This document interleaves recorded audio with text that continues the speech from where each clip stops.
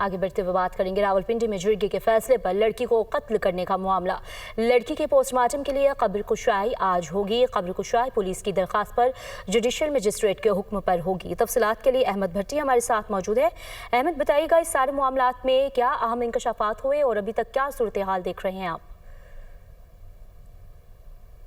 जी, इस वक्त मैं मौजूद हूँ छत्ती कब्रिस्तान में और मेरे पीछे आप देख सकते हैं कि इस कब्र कुशाई के इंतजामात मुकम्मल है। अब से कुछ देर बाद जुडिशियल मजिस्ट्रेट आएंगे और उनकी निगरानी में इसकी कब्र कुशाई की जाएगी। सिद्रा अरब नाम की ये 18 साल लड़की थी जिसको जिरगे के हुक्म पर कत्ल कर दिया गया था और 17 जुलाई की सुबह जब शदीद बारिश हो रही थी तो यहाँ इस कब्रिस्तान में सुबह 6 बजे उसकी लाश एक लोडर रक्शे पर लाई गई और उस रक्शे पर लाकर उसको गोरकन से इसकी रसीद बनवाई गई जिसका 78 नंबर रसीद था।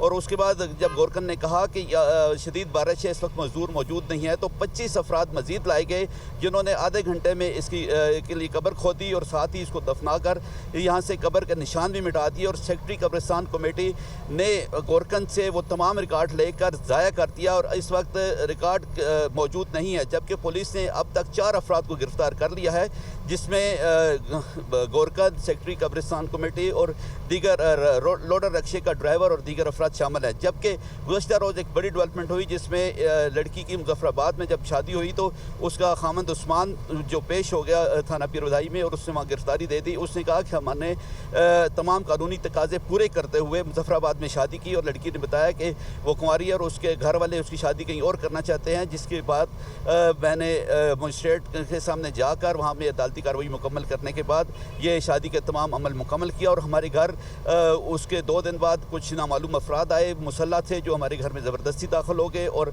उन्होंने कहा कि लड़की हमारे हवाले कर दो, ये घर से भाग कर आई है। तो उनको बताया कि इसकी शादी हो चुकी है। तो उन्होंने कहा कि अगर ये शादी हो चुकी है तो ये हमारी इज़्ज़त है, हम इसको लेकर जाते हैं और आपको बाद में बाइज़्ज़त अंदाज से रुखसी कर देंगे। लेकिन अगली सुबह जब मीडिया के ज़रिए पता चला कि लड़की को कत्ल कर दिया गया है तो हम डर गए और हम छुप गए थे। लेकिन अब सूरत हाल जब सामने आई तो हम अब पुलिस के पास पहुंच गए और मेरी बीवी को कत्ल किया गया है और उसने CPO रावलपिंडी को भी दरख्वास्त दे दी है।